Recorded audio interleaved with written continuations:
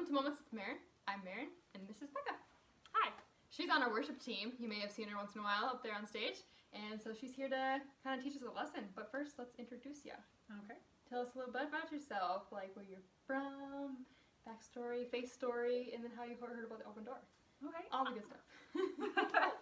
Well, I grew up in Wilmer. I'm from a pretty large family. There's 7 of us kids. Mm-hmm. Most are married and have children. Nice. There are 16 grandchildren at the moment. Wow. I'm married to my husband, Ryan, and I have 2 boys, Cameron and Declan. And we live in Wilmer still. Yeah, my faith story is my parents became Christians shortly after I was born. So I grew up with them growing up in the faith. And so as they learned, I learned. Yeah. I'm really grateful for that because I didn't have to stumble through a lot of things. I grew up knowing what the truth was and that sort of thing. And then my parents, when I was 16 years old, kind of gave me a rule that you have to be in church on Sunday, but where you go to church is up to you. And so it helped me really stretch my legs and kind of look at where do I feel fed and where are my talents and my abilities bringing me that I can plug into a church and be involved. And so I ended up going to a youth group that wasn't part of the church that I grew up in. Nothing against the church I grew up in, but it was just that's where I fit in more. I had more friends that went there. I was able to plug in and start playing keyboard, not very well at that age.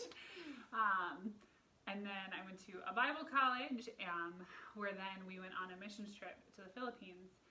And I was in the worship band that went there, and I learned some more about the keyboard and different synth sounds and stuff like that. And then I grew up playing piano, but I fell in love with it when I realized you can play and sing at the same time. So that was when like it really connected for me. And then being able to put worship to that and like sing songs of praise and love songs to God have just been, it's one of the ways if I'm having a bad day, I'll go sit at the piano. I love to be in just even on my own and just in worship and that sort of thing. So yeah, my keyboard is an extension of that. It's just another way that I get to worship with my hands and different sounds, not just my voice. So cool. Yeah. How'd you get plugged into the open door worship team? So actually, my brother used to be part of the worship team back when they were at the North 40. Sure. And the first time I played, I would go and I would visit when he would sing. He's very talented. And so, I really liked how Pastor Steve, taught from the Word of God and stuff like that, but I was involved and connected in another church. Sure. And then I played in the worship team for Open Door when Becca actually came back from Columbia and shared her story. I played bass on that worship team that time, and so that was my first. I think Brady was on the team, and Dan was on the team, and then Becca Gardner and myself, and it was. I just really liked the authenticity of it. Wasn't about making the perfect song come out exactly like the CD played it or the recording. I guess now people don't do CDs. Just aged myself. It's more about, yes, you're playing as best as you can because you want to bring God your best, but it was more about the authenticity of bringing your heart into worship. And that just brought it to another level for me. And so I kept finding myself coming back. My brother introduced me to Daydream. And then I started going, I had a roommate a couple years ago who was going to the Open Door when she lived in town. And I went with her a couple Sundays, and then I just never left. So I just kind of plugged in, and kind of having a brother helped with that. But then, getting to know Daydream and her heart of worship and leading, and being able to come and support her in her leadership. But then also, she allows us to have our freedom in our heart. It's not a perfect formula you have to have. So, and I think that's what makes it almost perfect in its imperfection. So, that's cool. Yeah. Well, thanks for sharing. Yeah. And now you're going to share with us a little lesson? Yeah. So if people have been following along, Leah had given a little lesson on the grand piano at church, which is a beautiful, beautiful instrument. I love playing that thing. But the keyboard brings another aspect. What I think is really cool, you need electricity. Yeah. Unlike the grand piano, you don't necessarily need electricity. They do have a water system for humidity and that sort of thing, keeping the level for a piano in tune and stuff like that. Keyboards, you don't need that. Yeah. You plug in, and this puppy is in tune 100% of the time. But then there's a lot of really cool different aspects of it. You can pick different sounds, and you can layer in, you know, my keyboard here is a little bit different than the one we have at church, and the one we have at church has a little bit more bells and whistles. This is more of like an electric piano with some fun. Sure. Yeah. The one at church kind of layers in a lot more than what I'm able to do here. But, I mean, you have your grand piano sound. But then you can switch to, hey, I want to make it a little bit more rocking sound. Or there's honky tonk. Or you can even add strings in to layer.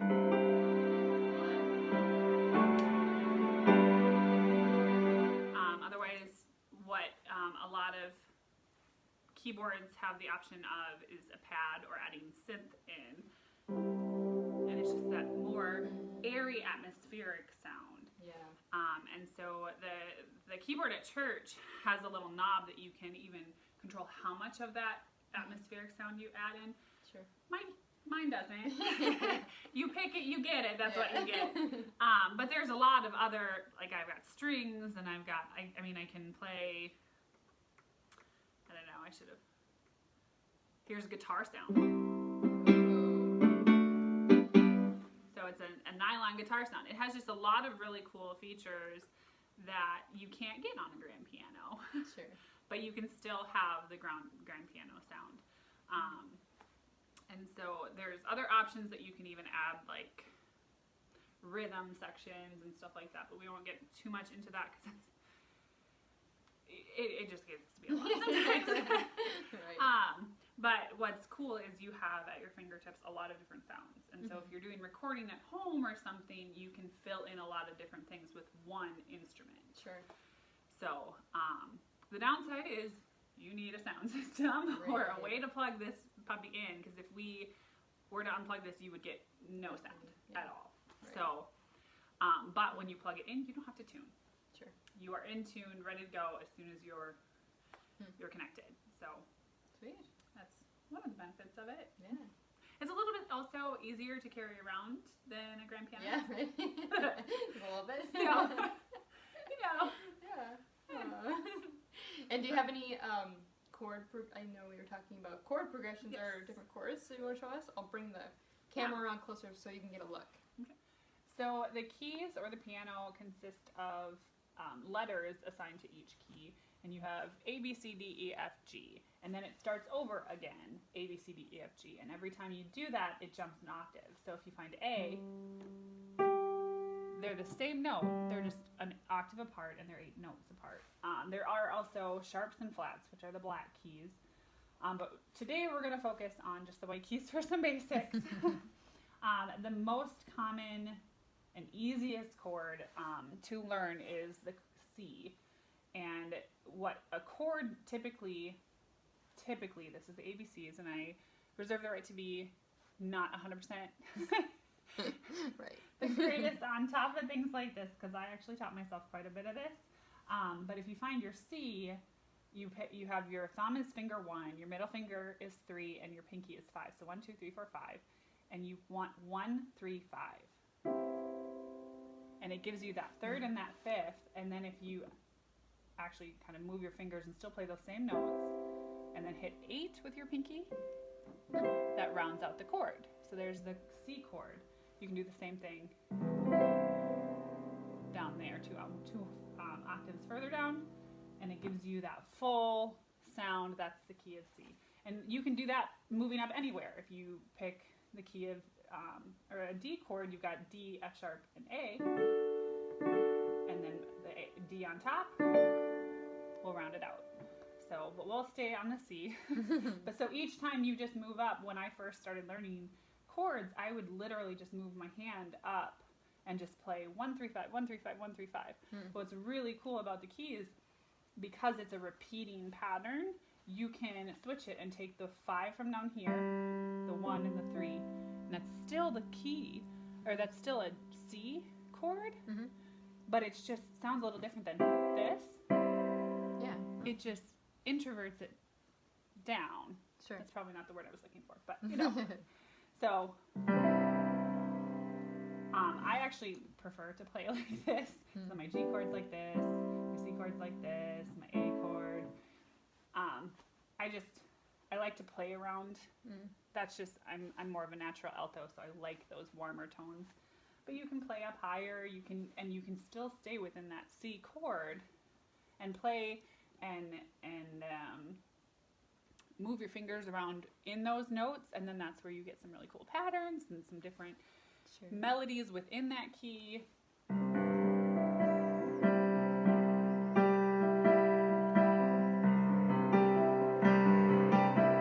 I played C that whole time.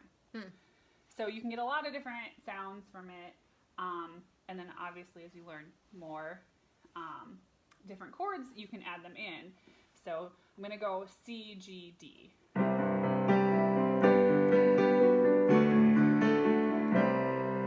And then back to C to round out that progression. And so as you do that, you just kind of move your fingers and kind of let them almost dance a little bit. Sure.